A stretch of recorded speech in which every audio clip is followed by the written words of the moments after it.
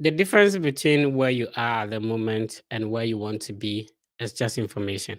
So the university you want to apply to, the scholarships you're aiming at, the country you want to travel to, if you had enough information to let you know that it is possible and how you can do it, probably it would have been easier. You would have been there by now. So on the Study Abroad podcast, what we do is to invite individuals who is already at where you want to be, the university you want to study at, the country you want to travel to, the scholarships that you are aiming at. People have already done that. So what I do is to invite them. They share their process with you, how they did it, so that it will be easier for you to do it. I keep on repeating that. This that if people who were successful with a process were able to tell us how they did it, it makes it easier for you and I to do it. This is the biggest study abroad content platform, and it's called the Fred Effect platform. We are live on YouTube on the Fred Effect Study Abroad content platform. We are live on Facebook, the Fred Effect. We are also live on Instagram, X, as well as TikTok. Be part of the family if you want to study abroad. If you are seeing this for the first time, tell a family member, tell a friend, tell a colleague at work that if you want to study abroad, there is this platform that I've identified. It's called the Fred Effect. Go and follow, go and subscribe, go and like the page so that when anytime a new information is posted, mostly the content I post about maybe free application scholarships, they usually have deadlines. So if you subscribe, it makes it easier. Immediately a new content is posted, you'll be the first to be notified so you can check it out, and you can catch up with the deadlines. Today, and if you're seeing this for the first time, we do this and every weekend.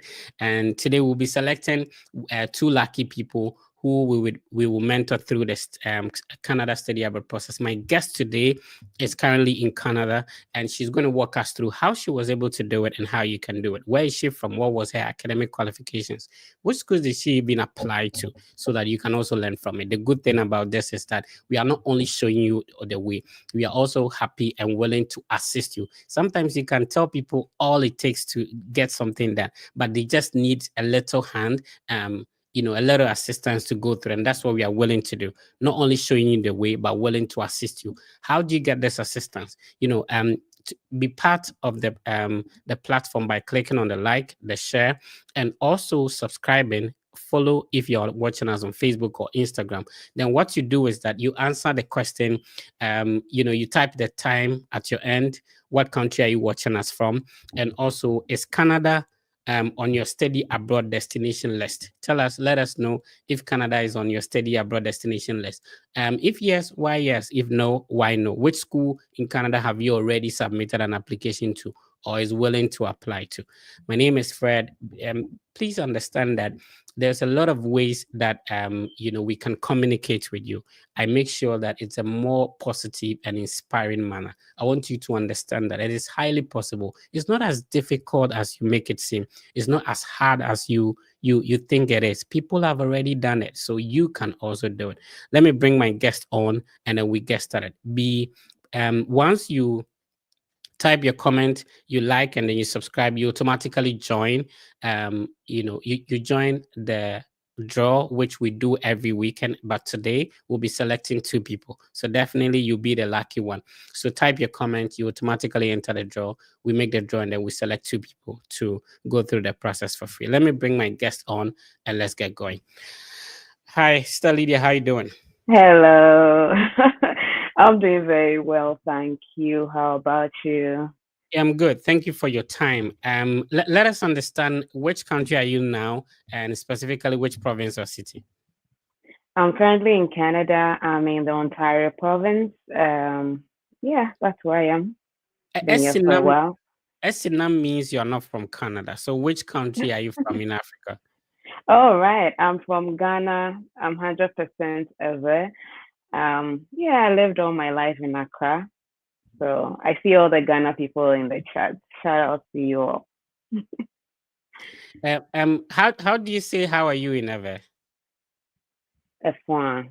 I F1. think a lot That's of the people only know that's the that. only Ever I can speak. So Really? yeah. I'll teach So you. I'll teach you more. Don't worry. F1, how do you respond? A F1, just say F1. Oh, okay, okay. Are you Yeah. close to the Nogopo area, or you're not there yet? Hey, no. I am mostly from the Kwando area, Okay. so yeah, my both parents are from the Kwando district, so it's pretty much easier. All right. So that is my guest. She's gonna explain to us how she was able to move from being in Accra and then or moving from Accra to where she is at the moment. Talk to us about your academic qualifications. What was your highest academic qualification prior to relocating?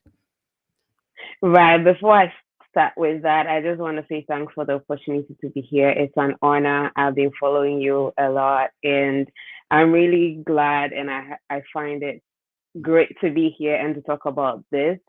So my academic qualification, basically, I had my master's before I moved. I had my master's in 2019 at the Accra Business School. Before that, I had my bachelor's in communication studies with PR major, and then I went in fintech for almost 8 years before I moved here to Canada. So does that mean that you moved to Canada to pursue a PhD? No, not necessarily. I always grown up wanted to, move to Canada, travel to Canada. I really didn't know how I was going to come to Canada, right? But then I found a study route as an option or an opportunity that presented itself, and then I took advantage of that. So that means that for people who think that it's only masters or PhD that can, you know, um, help me study abroad, that is not the case. No, not necessarily. So You clearly need to find out which path you want to go for, okay, right? all right. Yeah, And that leads me to a lot of people are of the view currently, and let's clear the air that got it. right now it is difficult to move to Canada. You are there, you have been through the process. Talk to us about it. Should we stop applying to universities in Canada? Is it difficult to come to Canada?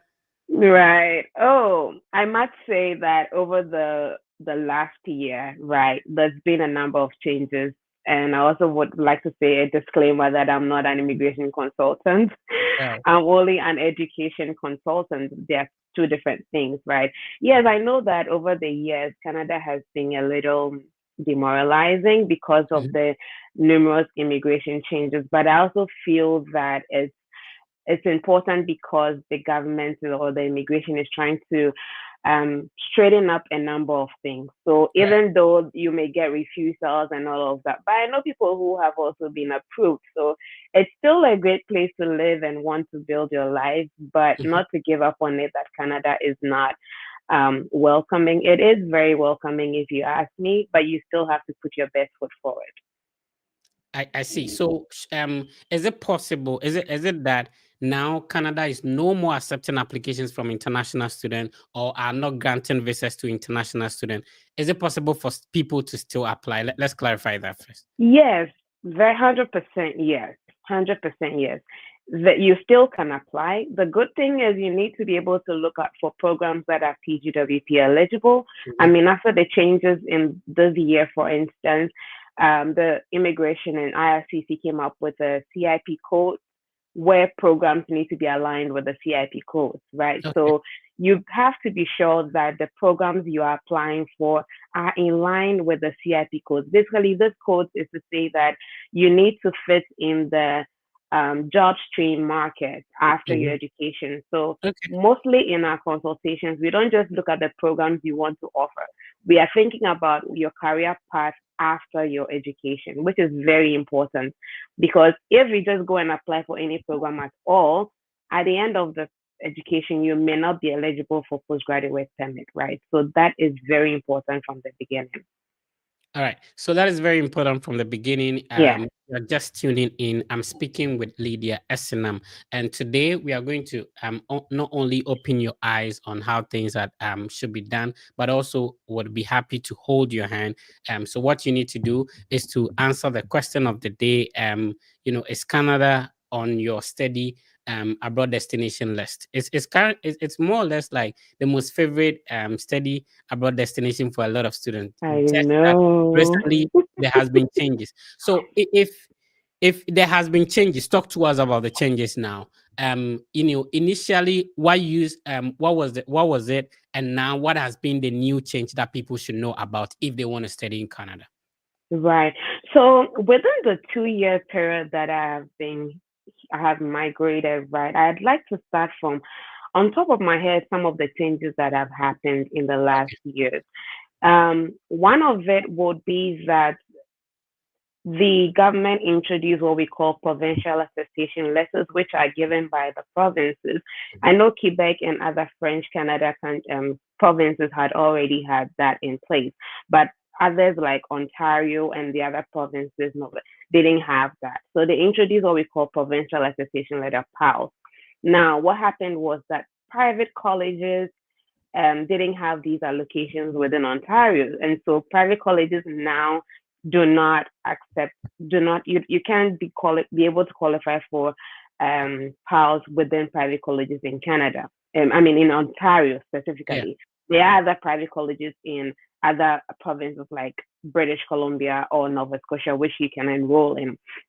Now, so aside that, there was also a change early on where spouses will not be eligible for spousal open work permits in a college or a postgraduate program. Hmm. Now they have to be enrolled in a master's degree to be able to get the spousal open work permit. Okay. And also you need to be able to be enrolled in a 16 month or more of a master's program before you can qualify for the 3 year postgraduate work permit. Hmm. Another thing that came up early this year was the cap for study permit approval, which was at a 35% reduction. So, meaning a lot more people are seeing refusals for visas this year than ever before.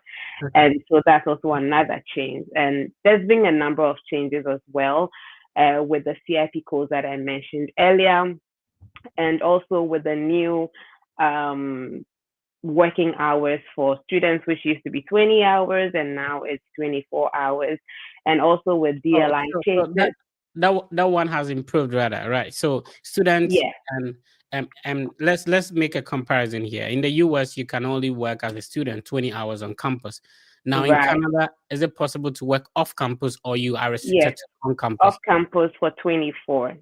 Okay, so earlier it used to be 20, now it's It 24. used, in fact, it used to be 40 hours just post COVID, right? Okay. And then it went back to 20 hours up Mhm. until this fall 2024, which is now 24 hours. The question most people want to find out is that, okay, so if I am a student in Canada, I am not Right. on a scholarship, working 24 hours, do you think that is enough? Averagely, notwithstanding the province, do you think that is Hmm. enough to be able to pay for my college education? Great. Honestly, if you are not in a scholarship, my advice would be do not overly um, rely on your work wages, because the Mhm. wages currently, even in Ontario, is about 16.4 something, a Mm. little about 16, right? And other provinces may have up to like 17. So if you really look at it, 17 times the 24 hours, Right. it may not really cut out for your tuition. So mostly I tell people that at least pay the full first year if you can, and Mhm. or come prepared before you enroll in school. That way you don't really have to be thinking about your tuition, because rent alone can take a chunk of your wages, right? So if you're making less than 2,000 or 3,000 a month, imagine how much is going to go in rent and how much you're going to pay for All your right. tuition if you're not getting any scholarships, right? So you really need to have a plan um, about how you go about these things. All right. So you really need to have a plan. And of course, a plan is needed if you want to do anything. All right. My name is Fred. This is the biggest Study Abroad content platform. If you're joining us, you're welcome. This is the Study Abroad podcast with the Fred Effect. What we do is to invite individuals who have been through the Study Abroad process to share their experience, their journey, their processes with you, so that it makes it easier if you want to go through the process. We've established that it is not that Canada is has stopped accepting international students. They are. Yeah, However, there has been some decrease in terms of visa, it being issued because they want to control their population. But it is still possible that if you want to study in Canada, you can do it. Now, initially, there used to be a limit in terms of, how much of bank statement you should produce before you go for your visa interview.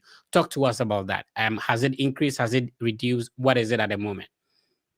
Right. So requirements with regards to study permit applications before 2024 was at 10,000 Canadian dollars, right? Okay. So you need to show 10,000 Canadian dollars, which represented your living expenses and Mhm. your first year tuition fees.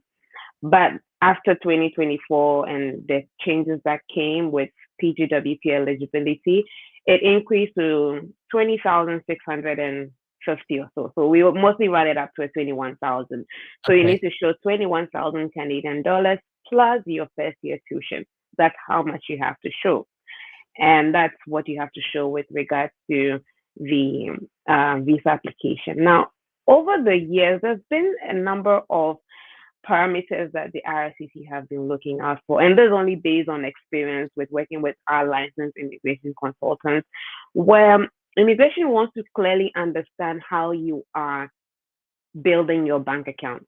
Because they see that a lot of people will just put in a chunk of money like 10,000 cedis, Mhm. 50,000 cedis, and that is not your regular, spending or deposit Exactly. transactions, right? Mm. So they clearly need to understand how did you come up with this money? What work do you do? Show your pay slip. And what they like is transparency, right? Mhm. So people would like to use sponsors and all of that, but the more sponsors you show, the more supporting documents that you have to show to prove all of these things. Because you cannot just say that you work at a bank or as any role and not show anything. They need you to explain your finances and how you came up with a total of say 400,000 Ghana cedis, right? Yes. So they really would like to see that. And there's been a number of inconsistencies as well when people are applying for their visas. It's something that you really, really need to, be of very particular to the T, right? So Mhm. people may be make mistakes with their names, programs, the amounts they have. There's a form you fill and then the bank accounts and all that. The form you fill, the funds there should be equal to how much you are putting up in your bank account and how much you Right. want to explain for. Even in their motivation letters, there are some inconsistencies with the tuition payments, their living expenses, the total amount in their bank account. The inconsistencies are all there. So you really need to do a thorough check when you Mhm. are putting up all these documents to apply for your visa. My guest today is Lydia Esenam. She is in Canada and she's very versed in the study in Canada process because she's been through the process and also has helped a lot of people. She has a YouTube channel which we'll be talking about very soon. So I need you to subscribe to the YouTube channel because there's a lot of information that she puts on there. And this is the YouTube channel is called Lydia Esenam. What's the name? What's the meaning of Esenam? No. Esenam basically means that the Lord has heard me. And how about Enyinam? Enyonam means it is good for me, right? Like the Lord has been good to me, basically. All right. So the name of the YouTube channel is called Lydia Esenam. Talk to us about your YouTube channel. Why should we subscribe? Great. So, interestingly, my YouTube channel has transitioned over the years. When Right. I started it, I was talking about customer service within Ghana, where I used to work in customer service for a fintech company. Dream Mhm. overall now is Kari.app. So I used to share that customer support secrets, and then I was sharing all of that until I started my move to Canada, and I shared tips there as well about moving to Canada, the things you need to do. And my process was more of a DIY. I did it myself. I did everything Okay. myself. So I basically just documented the process and said everything.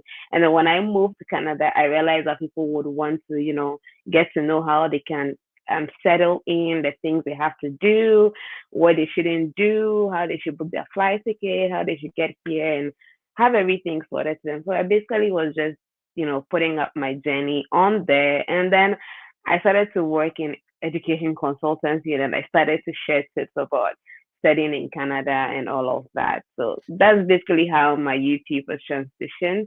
Basically, it's more of customer experience, education, lifestyle. I also would have convos with Lydia where I would interview people who are here in Canada. They share their experiences. They shared how they've been in Canada, how long they've been here, and all of that. So it's been pretty interesting. All right. So, if you want to study in Canada, then check out Lydia Esenam. So, you go to YouTube. It's Lydia, then space Esenam. So, talk to us. You had a master's degree in Ghana. Why then? What actually ignited your interest to study abroad then? So, like I said at the beginning, I have always wanted to travel to Canada, right? But I Mhm. didn't know how to. I remember in 2019 or 2018, before my master's, I was looking into University of Alberta, and the tuition fees I was seeing and all that was just too much, right? And that's Right. where it's important to have people like you or myself helping people to figure things out, because it looks like it's a very tough journey, but if you don't have anyone to help you or encourage you, it kind of like feels like it's not possible. Yeah. So even though I had had my master's, I really just wanted to come in and then figure my steps out, my way out. Basically, it's important, like putting your best foot forward or just getting your foot in the door does a lot, right? So once you get in, you'll be able to figure out next step. So it didn't matter if I had a master's or bachelor's, I still needed to come here and still study. I mean, I love academia, right? So there's nothing like you are studying too much. I just love it. Okay. What is your bachelor's degree in? What is your master's in? And what did you move to Canada to study? Right. So my bachelor's was in communication studies from GIJ, now UMAG, and I majored in public relations. Mhm. And then my master's was in master's in business administration with Accra Business School, and then I moved here with a business management to Canada. Okay, so that was a master's degree, or it was another bachelor's degree. The Canada was a diploma program. Okay, so It was a people diploma program. mostly think that once you have a bachelor's, you have a master's. The next step you need to move to is a PhD. But Hmm. it doesn't necessarily work like that. You could have a master's and still apply for a diploma program. Yes, you could. And that's because Canada, for instance, allows you to be able to change your career path. Hmm. If you're, for instance, you did business and let's say for some reason you're looking to start out in healthcare, they can allow you to do that. The only thing is you need to have a strong motivation to why you want to change your career path or Hmm. change your industry. We've had people who've been in different fields and they've changed drastically to a different field because that's where they want to pursue their career goals. And Canada allows you to do that 100%. Let's take away the banks, the flight ticket issue. Now, and I know exchange with things have changed. If somebody Yeah. want to study in Canada now, maybe diploma, and let's explain the diploma in Ghana. If you say diploma, it's like 2 years or 3 years of post secondary education. How is the Canadian system like? Right. So Canadian for per se is such that even within high school, you are Mhm. graduating with a diploma, which is the OSSD, Okay. Ontario Secondary School Diploma. So technically, if you graduate from secondary school, you are Mhm. graduating from a diploma, right? Now, there are also colleges that Okay. offer diploma and say postgraduate programs. Those Mhm. are post-secondary programs. They are Okay. not the secondary qualification.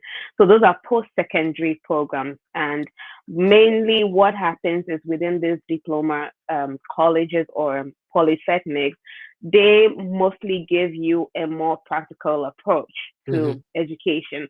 So it's more practical than theory, right? When we go for the school tours, you see most of the schools and all the investment they've done in practicalizing the theories, whatever they teach.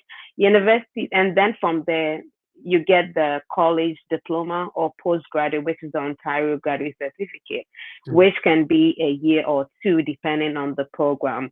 And then you would have your master's degree, which is more professional, right? And then we have universities as well that run almost the same curriculum, but universities are more, I would say, more of research and more of it's like more research based, right? That's how they have less of the practical approach than the colleges would. So that's just a little different. But eventually, you would end up with the same certification or credentials. Would you say it is much easier for somebody coming to study a master's degree to get their study permit approved compared to someone coming from a postgraduate diploma or something? Honestly, if I would say that, I would say that at the end of the day, it's the visa officer that makes the decision, right? Okay. We've had people who have opted to do a master's degree and had Mhm, their visas refused, and we've had mhm. people who do college programs and they've gotten their visas approved. So I think at the end of the day, it depends on your documents, right? And how best you are you put out a great motivation letter and how transparent you are in your documentation for your visa application. Ultimately, that's the most important thing because even if you get approved or offered a program in school, the most important part of your journey is your visa. Once you Okay. get it refused, it's like, then there's no point going back to school, you know? So the most important thing in your journey is your visa technically. So you have to give it like the ultimate concentration. You work with a team that assists people to go through the Canadian study abroad process. You explain to us how people will get in touch with you. So if there is somebody who wants to study in Canada now, the most question I get is how much should they estimate? Right. So, like I said again, depending on the program of study. Mhm. So, in terms of tuition, for instance, this is only tuition, right?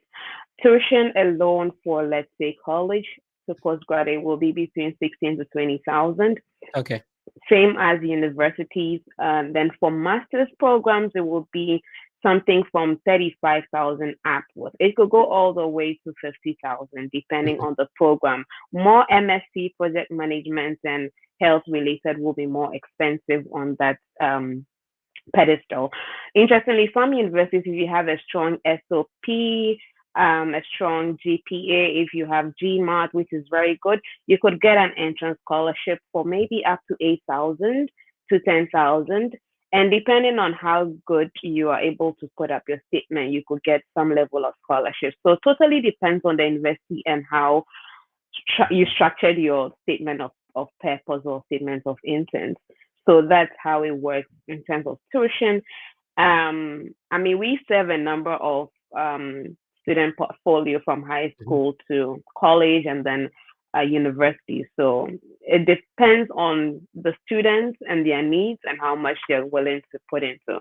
So tuition, I would say, depending on the program of study and sometimes the university. Yeah. Right. Can you pull your camera a little bit forward? If you're just tuning in, I'm speaking with Lydia Esenam. She has been through the process originally from Ghana. She's sharing her experience and how you can do it. She also worked with a team that assists people to go through the process. There is nothing like somebody who have gone through the process, is in the system, and holding your hands to help you through. How do we get in touch with your team? What do you guys actually do to help people who want to study in Canada? Got it. So I work with Worry Africa mainly, and it's a group under the Worry Education Group. Worry Education has been in existence for over 2 decades. So they've been in the business for education, 7 different continents. From aside Africa, we serve Vietnam, Korea, Asia, Philippines, think you name it. And so that's what we're doing. We have direct partnerships with over 200 schools in Canada.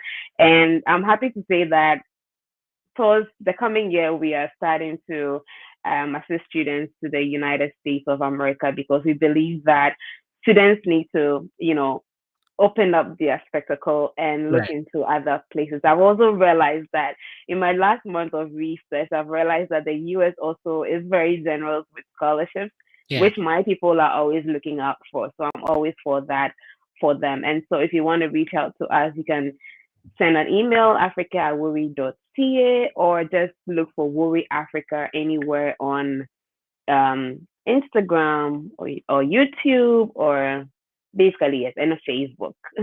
Yeah, So and yeah, there's a WhatsApp number that I'm showing on the screen. Is that correct? yes, perfect. That WhatsApp number comes directly to us, and We are more than happy to assist you on your journeys.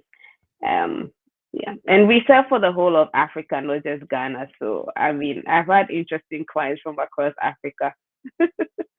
Interesting.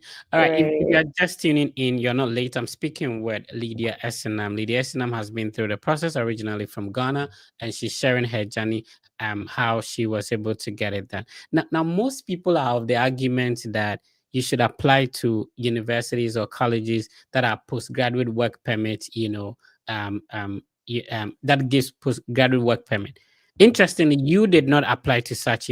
Talk to us about that. What happened? How did you do that? Great, great, great. So, when I did tell you that when I started the process, I didn't really have like anyone to guide and all of that. But Right. eventually, when I came in, I noticed that it wasn't a postgraduate eligible program or school. So, which And means that for you didn't me, know from the beginning that so I didn't the know from the beginning. Yes, clearly I didn't know okay, from the beginning. But I mean, I didn't want it to be like I've had most people in the past who came in, realized that their school was not postgraduate permit eligible, and then they didn't go to school, right? yeah, And that is, you are at fault. Before immigration, you are at fault, right? mhm, So you need to really prove that you actually enrolled in school, whether it's PGWP eligible or not. You just go to, when you are done or before you are done, you figure your next step. And so right, that's what I did because I'd already invested so much. I didn't see myself not going to school or not, um, seeking to the conditions of my study permit, because mhm, once you default, if anything goes wrong, you'll be faulted, right? yeah, And so I really wanted to stick to the conditions of my study permit, and that's why I'm here. So towards the end of my program, technically what everyone does basically is you are allowed to extend your study permit, and that's what we do. You mean in the great thing about the non PGWP eligibility is that it was an easy pathway to come into Canada, but after that, you need to be able to enroll in a PGWP eligible program or whatever your next step. And there are other pathways at the time. I don't know if, I think it's a little non-existent, which is the LMRA. You could be able to get companies that would want to enroll you and sponsor your work permit. So that's basically also a pathway. And that's one thing about Canada. There are a number of pathways that you can take advantage of. It's not a straight jacket rule where it says that once I'm going to school, I get my I love work that. I permit, love I that. get my I love that. PR. No, like I keep need an you to open repeat that.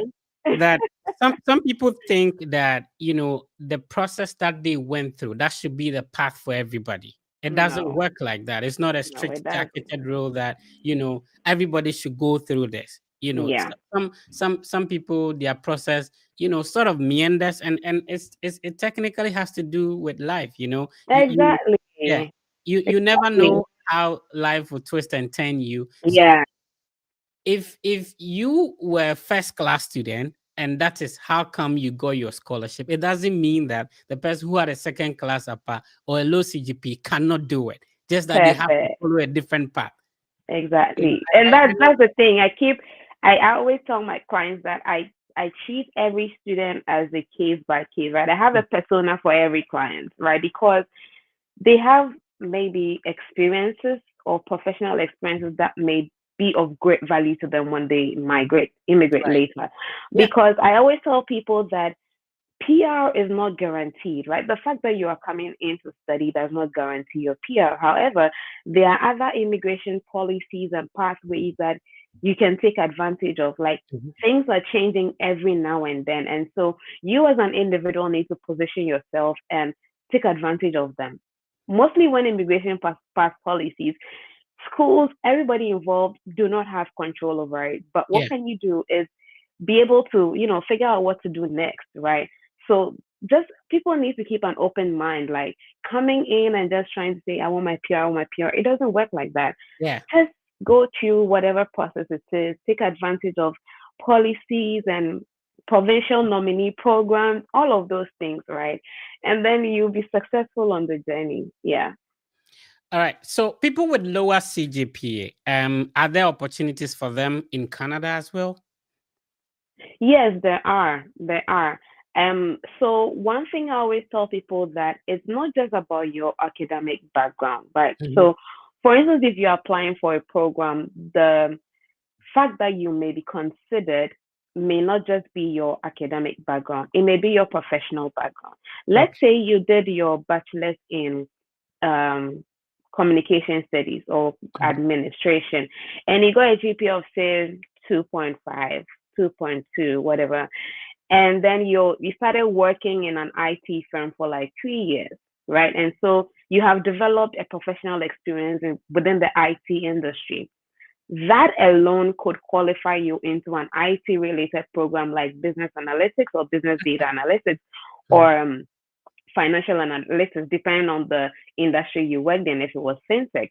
So you need to clearly, and that's one thing immigration looks out for, your program of study should be in either your academic or your professional background. So these two Okay. things sort of like qualify you. So even though you may have a CGPA in your bachelor's or say 2.5 or 2.3, whatever it is, Mhm. but you have a resume showing that you have some experience of say 2 years or 3 years to 5 years, that could qualify you to get into a program. And if you're applying for a more research based program, if you have a strong letter of intent, and let's say you have a GMAT, GRE, or SAT, you could be able to qualify for scholarship. So it depends on everybody, right? And you really need to position yourself well. All right. So let's talk about your team. What sort of assistance do you give to people? Do you take their document, work on the application for them? Do you guide them to apply? Exactly what do you do for your clients? Perfectly. So let me take you through like a customer journey from my end. So Mhm. basically, you get in touch with me in your first meeting, you set it up.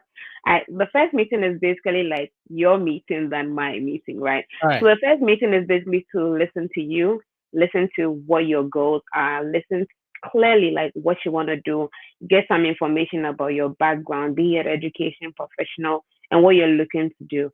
And also what you are willing to pay in terms of tuition, because you may get a school that gives you scholarship, but some percentage of scholarship and you have to pay the rest, right? Right. Either ways, because we don't do like hardcore scholarship Mhm. applications. Once you have great documents, the school can actually offer you an entrance scholarship. And then we have a consultation where I actually break down the system to you, whether it's in Canada, now the US. I'm still trying to learn how the US system works like, but Right. yeah, not so much of a big difference. So basically, I would let you know all of the um, programs, and I always would look for programs that are in line with the student's background. Mhm. Background can be both academic or professional background. And then the student will go through it, and then once they're ready to apply, they will send their documents. They don't need to do anything. They will send their documents based on the requirements, and we do the application for them. That's because schools expect us to apply from portals, or once we are recruiting for the school, Right. we have direct partnerships with the school, right? So we have to do the application for the student. And that's what it looks like. Now, once you get your offer or you didn't meet a particular requirement, the school will clearly get in touch with us to help if it's an English or a documentation that they need, an extra documentation. We will liaise with you on email or whatever, and then we would submit that for you. Ultimately, you get the offer. You have to pay your tuition deposit. If you need a PAL, the school will give you the PAL. If you don't, you go straight to apply for your visa. We have two licensed or registered immigration consultants here in Canada on the team that can work Okay. with you. It's not mandatory because people would like to apply for their visas themselves. But if you Mhm. want to use our services, then we would have you work with them. And they are amazing. They have so much experience with the current trends that have been going on, and so that's also a great thing. They give you constant updates with visa submission. If you need a medical report, you do that and then you send that to them. And then ultimately, I go and welcome you at the airport. Sometimes we pick people up at the airport, but if you're going Oh to like wow. different provinces, I mean, then you have to go to that province. So I don't get to see all my students, but I get to see some of them. So that's it. So basically, that's how the journey looks like on our end. All right. So because you've joined this session today, you stand a chance of being selected so that SNM and their team will guide you through the process, right? So all that you need to do is to click on the like button, subscribe. Of course, remember to subscribe to the Lydia Esenam YouTube channel as well. And then you type in the comment section. Once you do that, you automatically enter the draw. And then we are going to select two people for, today. So in the middle of the conversation, we will do the first draw, and then we'll do the second draw as well to select another person. Yeah. This is the biggest study abroad content platform. We want you to understand that it is highly possible you can also do it. So we make the content in a more inspiring and motivating way. There are a lot of negative things we can talk about, right? There are Oh, lots of hardships, there are lots of demeaning, there are lots of discouraging things, but I decide to use my platform to always focus on push positivity, and that's what we are all yeah, about. All right. So a lot of questions in the comments for you. So we'll pick yeah, I'm some of seeing them them. and see. So let's see. Danso is watching us from Italy. Yes, Canada is part of my study abroad plan. I am planning to apply for a PhD program at the University of Waterloo because of its funding opportunities. Thank you for tuning in from Italy, Danso. Danso, are Yeah, you a student in Italy. Good Italy? to know. Yeah. All right. I actually had Let's. one student from Italy that came, but Italy, but African, right? So Okay. that was how come I handled that student, and then they came in to study. So if I can just answer his question briefly, Right. um, sorry. Yes, John, so you can take advantage of it. Unfortunately, we are not able to recruit for PhD students, but Mhm. trust me, there are a lot of opportunities for PhD. You mentioned University of Waterloo, there is also University of Calgary, Queen's University, and all of that. University processing takes a lot of time and effort, right? So you really need to put in the work. If you've done any research or you have any papers for your previous thesis, or if you have anything that you've published, it's good to compile them and put it together in your PhD application. It's a great way to get in. And PhD has also a lot of funding opportunities aside graduate studies or tuition. You can also get stipends and all of that. So it's also a great place to explore if you're looking to explore PhD. But unfortunately, we don't recruit for PhD for the schools. All right. So is it has there been any changes when it comes to family members traveling with their spouses to study in Canada?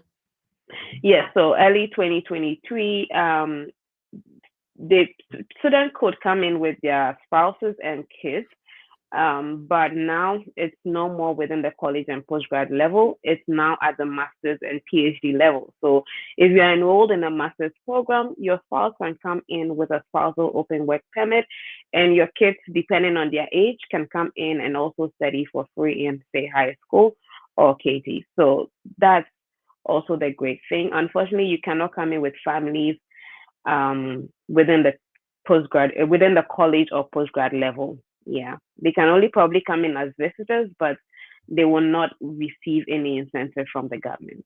Oh, I see. All right. Yeah, So and you know how much of you spoke about bank statement when you're applying on your own, but yeah. how much of financial requirement has there been an increase if you want to attach your spouse to your application? Yes, so if you were coming alone, that'll be 21,000. Yeah. I've just approximated it, 21,000. So if you add one more family, it could go up to, I think, 25. And then if you have, depending on the number of children or the number of people, including you, you have to show more funds. People thought that you have to double the funds, not necessarily. I think it's about just a 2 or 3% increment, Right. yeah, of the initial living expenses fees. Yeah. If you're just joining us, you're not late. So this session will still be live on the Lydia Esenam YouTube channel. It would also be live across all the Fred Effects social media platforms, and so you can go back and watch them. Whilst applying for the universities in Ghana, from Ghana, you mentioned that you didn't know you were even applied to a non-eligible postgraduate work permit institution. Is that Mm. the only institution you applied to? What are some of the universities you applied to when you were coming? Interestingly, that was the Oh, only college I had applied to. okay. Sorry. Yeah. That And was if the you only one one I had applied to. Okay. Knowing what you know now, what would you have done differently if you were supposed to speak to young Lydia, to go about to go through this process again? What would you have done differently? I think what I would have done differently was do a little more research. I thought I had done the research, but it wasn't. I wasn't looking at no, the place I had to look at, I wasn't looking. Because for Okay. me at that point, it wasn't really about the work permit for me. Mhm. All I wanted to come was to be able to get here. And that Yeah. was it for me. But now, when I engage people, they're always thinking about the work permit or they're thinking about PR, right? I'm Okay. like, the work permit, we can deal with that. But the PR, I'm sorry, hold it on. You can figure that out after Okay. your work permit because technically because of the changing trends, lots of people have their work permits expiring and they are not still making it to PR because of the CRS calls for express entry. It's highly competitive. So my advice to people now is learn French. It makes it a little more competitive because the French calls are more lower and they are receiving more ITAs for those CRS calls between 400 or even 375 to like 400 is better. But for if you don't have friends, then you have to really be competitive, like 600 or 780. Like it's highly competitive in that sense. So if I knew what I knew now, I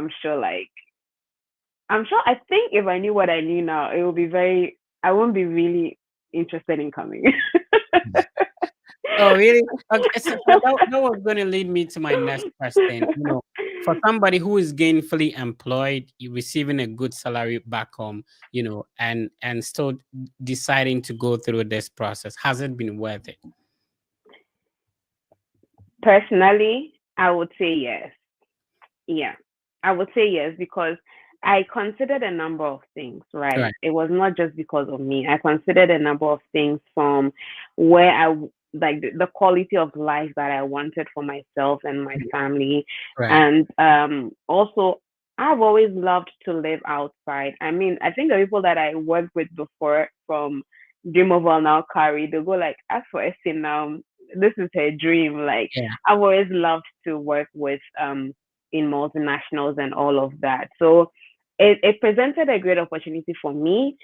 My quality of life, the way I am able to learn from people and learning not just in a formal place, but you go for meetings with people and you see how they do things.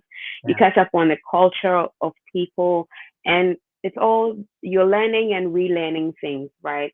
But there are some people as well who are families who and I think at the time as well, I wanted more for myself, right? Okay. Both financial, both I mentioned quality of life and both just being able to learn new things as a person, like develop myself on that level. And for me, that was why I did the move. Yeah. Yeah, people getting Canadian study permit. We've heard stories about people getting Canadian study permit, being asked to go back at the airport, stuff like that. People struggling to get accommodation and all that. What would be your suggestion on all those stuff? Like what should people do? I have a Canadian study Yes. permit, and then there's a possibility I may be deported and stuff like that. What do you have to Hmm. say about that? Great. So as part of my consulting or services, Hmm. for all students that get approved, I always would hold a session or give them information about not just your study permits, but the documents that you have that you need to at least have on hand, right? Hmm. It can be in your phone or on you've printed it out, Okay. your bank statements, access to your bank account, your offer letter, your study, we call it point of entry. That's a letter that you are authorized to come in with. And we also would always prepare them to have at least a 3 day accommodation, like a temporary accommodation when you come. Because once you arrive, immigration is going to ask you where are you staying, and they will validate that, right? Mhm. So you need to at least have somewhere you are staying, someone who is picking you up, and all of that. And so all these are important for you to know before you arrive, Okay. right? And we've had people like I've heard stories about people who come in and they're deported because someone did it for them and they do not share the information with them. Right. When you work with the trusted partner like Worry, we do not hide information from you. Like everything is so transparent, and people are like, I think you are explaining things too much, but Right. people are not used to having a very transparent Hmm. service, right? I've had to deal with people and they're like, you're too professional, but it's okay. You're not used to that Right. because um, it's an open book, right? I forward details from the school to them. I forward immigration updates to them, and they're like, "Hey," because people get to the airport and they don't even know what they are saying. But Right. I will make sure that you know what you are about from the onset to the end. You know the questions they're going to ask you. You are well prepared, even to the point of it's cold now. Please pack up some sweaters and buckle up, right? So Hmm. we give you all this information so that you are well prepared, right? And you are not here and people get to the immigration and they are very like uptight. They are Yeah. they are not sure what to do. They are scared, but just chill. Like once you have everything you need, just chill and you'll be fine. We'll talk about some of the skills that people should have before maybe they plan relocating. Yeah. I don't know how it is. Like, is driving really a necessity in Canada? Because in the US it is. Mhm. Yeah. Okay. It All comes right. in handy if you ask me. Awesome. So we are going to have the first draw to select our first person. We have 138 people entering now. If we could get to Nice. 150, then we could start the first draw. So if you want to stand a chance of being selected so that the Esenam team would guide you through the study in Canada process for free, then you type in, you respond to the question. So you type in the country and time. We want to know where you're watching us from. What is the current time at your end? Um, it is currently 1:26 p.m. What's the time at your end is now? It's 2:26. I think Oh, we are an okay. All right. hour One past. hour ahead of me. All right. Yeah. So let us know that the time at your end, which country you're watching us from. And let's hear from you if Canada is on your study abroad destination list. I think the immigration, updates sort of scared a lot of people. There were a lot of news around that, don't come to Canada again. And there are lots of things flying around. So let us know in the comment section if Canada is still on your study abroad destination list. If it is yes, why is that so? And if it is no, let us know which programs are you targeting as well. So let's get to hopefully 150. We have 143 now. We need 7 more comments, and then Nice. we will do the first draw, select the first person, and you have to get in touch via Instagram. So that is the only way to get in touch with effect team. If you want to if you have questions, anything like that, just go to Instagram, search for the Fred Effect. What's your Instagram handle, Islam? It's Lydia Esenam, same name, and or Worry Africa on Instagram. Okay. So you have the WhatsApp number. Apart from the WhatsApp number, how again do people get in touch? It's email africa@worry.ca. Oh, okay. Okay. Yeah, We'll type that and show that later to people so that it sure. makes it easier. So Perfect. we need a final person. We have 140. Okay, so we are now 150. Let's have the Nice. first draw and see how it goes. Oh, lucky person.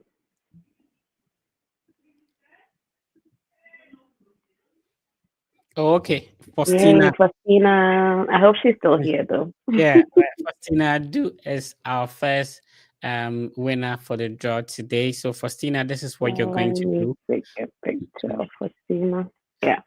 You send a direct message on Instagram to the Fred Effect handle. It is verified. We have about over 17,000 followers on Instagram already. So please send a direct message and then get in touch with the Fred Effect team.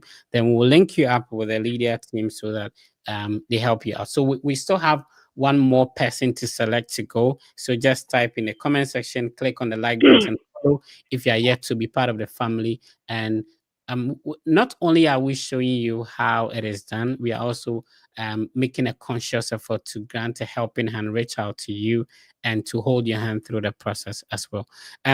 Let's move on. What do you miss home? Oh my God, I miss my family. I don't know if they're watching, but yeah, I miss my family. And aside that, I miss the food. Yeah, Right. the whole Ghana food, not the the fusion part of Ghana food that we are used to here. But What yeah, was more difficult to get used to? Is it the weather, the accent, or the food? What was difficult to get used to? I would say is the food, and then maybe the weather. The weather was actually, honestly, if I'm coming to Canada, forget the weather should be the last thing you should be thinking about. People had been lying to us that I don't want to go to Canada because it's cold. Come on, we are surviving here. Yeah. So the weather should be the last thing you're thinking about.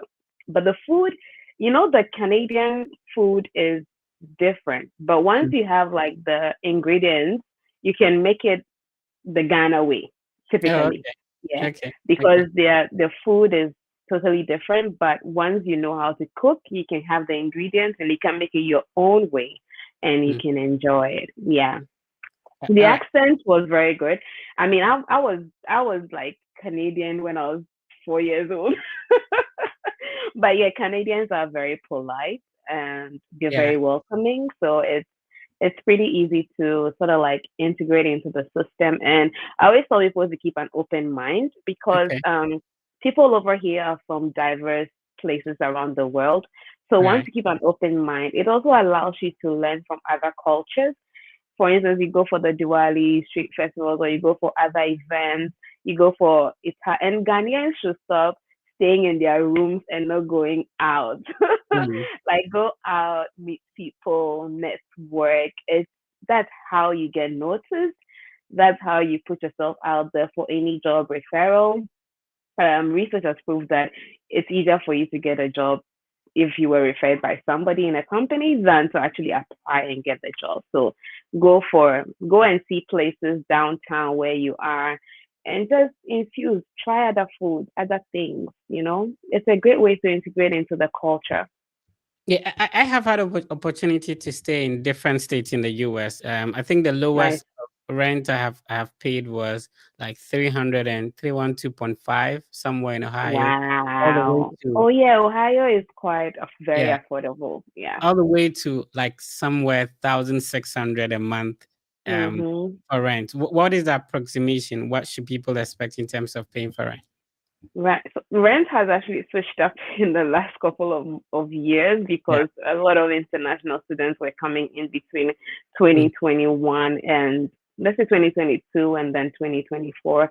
And so you could get between 700 to 1,000 or more, depending on where you are. The closer Yeah. you are to the city, the more expensive it is. So Mhm. mostly people would stay in the outskirts where they can pay about 700 to 1,000 for like a single room with bathroom and shared Yeah. spaces and all of that. Yeah.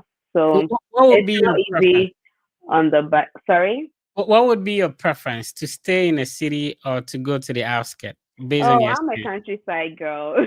Oh, okay. I Okay. don't really like the big cities. I just like to go there and see the huge buildings and beautiful places and all Mm. of that. It's a little expensive living close to the city. Aside that, if you drive, there's a lot of traffic and all of that. So people who work downtown, for instance, will park their cars at the GO stations, take the train downtown and the subway, and that's fine.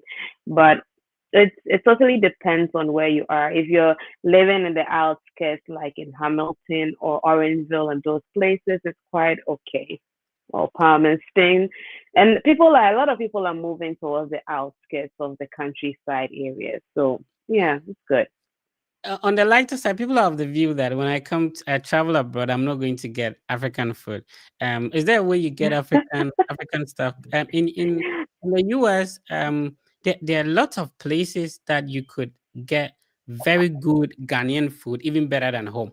I Mhm. visited like I've been to a couple of places. There's an African restaurant in Arizona and in Ohio that are very good. Are there places Yeah. where you could get African stuff? Can I get yam to buy? Of I will, yeah. course, of course. Interestingly, when I came to Canada and the first few months, I got a job in an African warehouse store, Mhm. right? So basically, this lady is in the business of importing from Ghana. So Okay. her mom helps her to bring anything you can think of. Okay. From aboniki to the food we eat to everything, right? It's Oh, frozen and really? then they bring it. Yeah. So we actually would supply to the African stores and the African restaurants. Oh, So okay. they actually get correct Ghana food, right? Where they make it. And these people are also Ghanaians who have immigrated, and so they have a touch of the Ghanaian, like the Ghanaian taste and the feel of it. So All right. yes, in Canada, there are also Ghanaian restaurant. There's this Hajia in Brampton who makes correct wache. Oh, I see. Yeah, so there's a good amount of Ghanaian restaurants here that we always like to enjoy and eat. So yeah, it's good. Someone Yeah. says Aboniki. Yeah. You Yeah. know, some people do the kind of hard work people do. If not for Aboniki, people will die. Oh. Yeah. Especially if you work at any of the warehouses, by the time they Yeah, come, everything is there from Kukonte to yeah, Dawa Dawa to I Prekese, see. like everything, everything. I think the only thing will be that it will be much expensive to sort of Oh try yeah. to eat local foods all the time compared to if you were Mhm. supposed Yeah. yeah, yeah. Yeah. Yeah. And so what It people would. do is that they use the maybe the Canadian food stuff to try and make African dishes, right? That's what I do. And then occasionally I will get like the actual, but we go to the African store to get like, let's say, yam. Yeah. But there are some tubers like the potatoes from the Caribbean. They actually taste very good. Or Okay. the Caribbean, what do you call it? Peppers. There are some nationalities that have great ingredients. For Hmm. instance, if you want to go to the Asian stores, you get a lot of fresh items, right? If you Yeah. go to the Caribbean, there are things you will get there that are really good. If you go to the African store, of course, you know what you want. So it depends on where what you want and where you have to go for them. Yeah.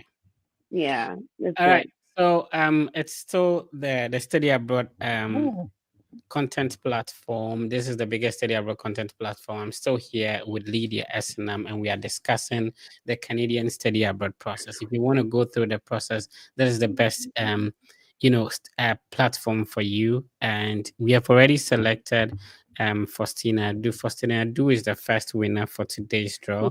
We are going to select a Congratulations. second person, and then we would guide you through the process. This is how we should do it. Like if people have been able to go through the process, it's just right that we don't gatekeep, we don't hide the information, and we No. continue to assist other Yeah. people. And that's the best way to go about things. All right. And and It's sometimes interesting, like when you said that, right? On top of my head, if I look at the number of people I have engaged from 2023 to like right, now, mhm, they've been like, if I'm not gonna lie, it's gonna be like 500 plus because a lot of people reach out. And like I said, it's not for everybody, right? So yeah, some people come in and they're like, okay, I'll think about it, and there are others who are like hardcore, they are coming for it. So it's good for people to just come get the information and educate themselves, and then just go back and figure out what they really want. And then for those who really want to go on, they would come in and just see it through. So yeah, all you right. don't have to gatekeep. So somebody said you are Boniki campaigner. Shout out Oh to my Haruna. goodness. All right. So we'll do the second draw, and then probably Sure. we draw curtains on our conversation for today. Let's see who gets selected for the second time. Yay, fingers crossed, fingers crossed, All fingers right. crossed. Okay. Amankwa Richard. Yay. Okay, shout out to Got Monkara. it. Richard. You're the second person being selected today. So it's great to be part of the family. We are not only here to teach you how it can be done, we are also here to help out, hold your hand. I tell people every time that the Fred Mm-hmm. Effect team has impacted a lot of lives.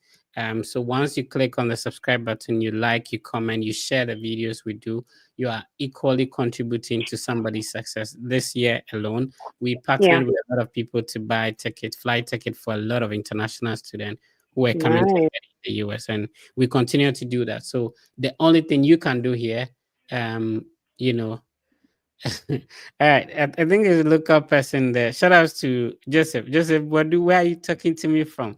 This means that Joseph Wadu probably knows me very well with this comment. Anyway, Right. yeah, there's a lot of nephew joined too, my brother. Anyway, Yay. all right.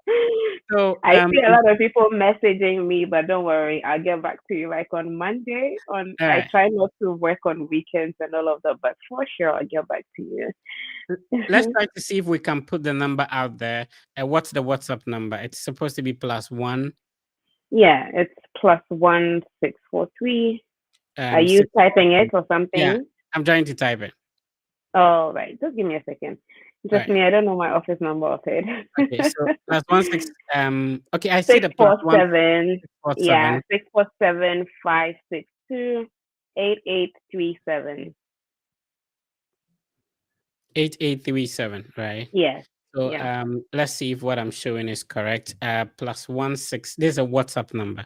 yeah. Plus one It's six only on four WhatsApp. seven 562 8837. So you That's can correct. contact the team via WhatsApp. Just let them know the assistance you need, and then they'll be happy to assist you. So this is the WhatsApp number. Let's put out the email. What is the email address? It's Africa@worry.ca. Okay, Africa at Worry is WOORI.ca. dot. Charlie Alpha. Yeah. Okay, so I let's see see if someone this is correct. asking about welding and fabrication. Yes, you can come and study. That's more of a skill trade related program. So yes, you can. So is this correct? The email. Yes, that's correct. Africa@worry.ca. All Yeah. right, so we put out the WhatsApp number, we put out the email address. Remember, you can watch this video again on the Fred Effects platforms as well. So, Okay. okay, uh, all right. I think TikTok doesn't like it when you mention numbers and all that. Okay, so Oh yeah, yeah, yeah. yeah, all right. So you can watch this on the Fred Effect platforms on Facebook. And so, what will be your final words to everyone who tune in today? We have over thousands of people watching us across our social media platforms today.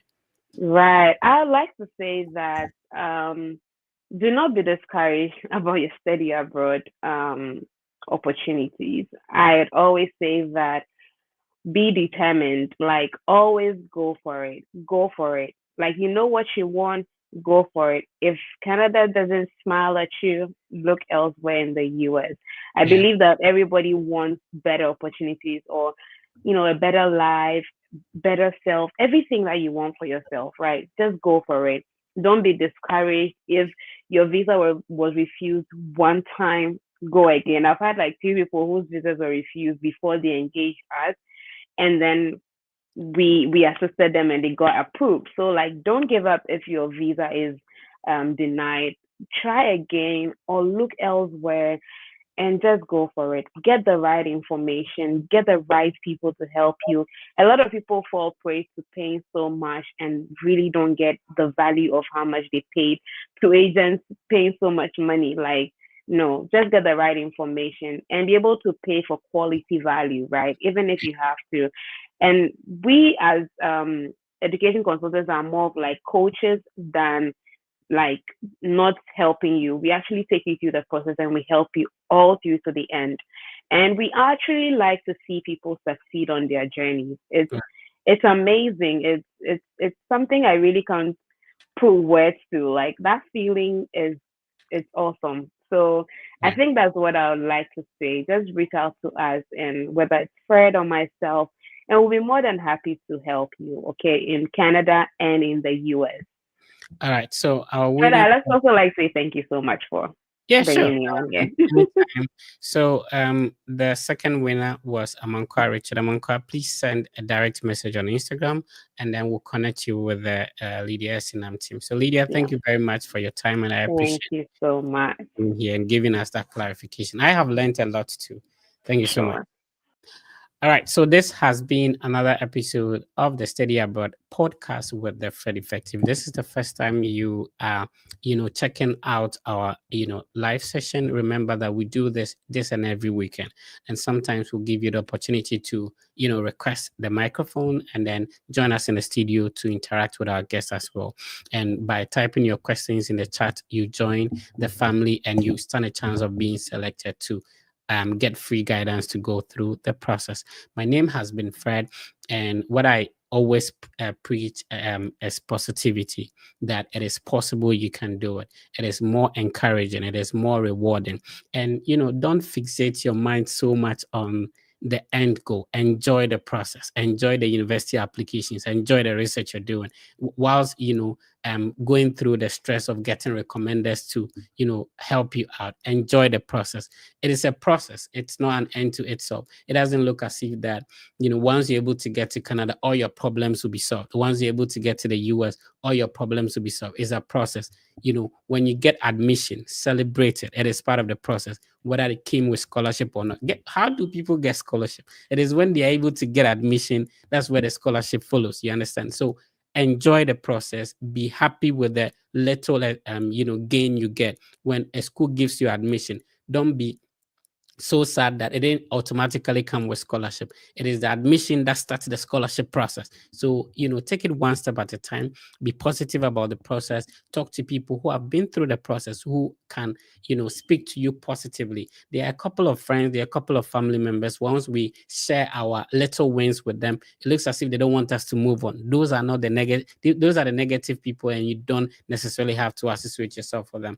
My name has been Fred. This is the biggest study abroad content platform. Remember that to get in touch, you can send a direct message to the Fred Effect team on Instagram, and we'll be happy to respond to you. Also, there's a way you can schedule a one-on-one meeting if you find value in what we are going to help you out with. And this is how you're going to do it. I'm quickly going to share that on the screen. So it's a seller link. You can use that link to schedule a one-on-one meeting. And then at the moment, the team handles undergraduate applications for free. So if you have a high school, you have a diploma qualification, you want to pursue a bachelor's degree, just schedule a one-on-one meeting. The team will handle your application for free. Also, the team has, um, collaborations with Argo Visa. Argo Visa is a team of former visa officers who, would go through your process, go through your document, organize a mock interview for you. You have to talk to a former visa officer before you actually go in front of a visa officer to be interviewed. This is the US process I'm referring to. So schedule a meeting with the Argo Visa team. They'll be happy to assist you. My name has been Fred. Please be positive and know that everything will be fine. I'll see you next week.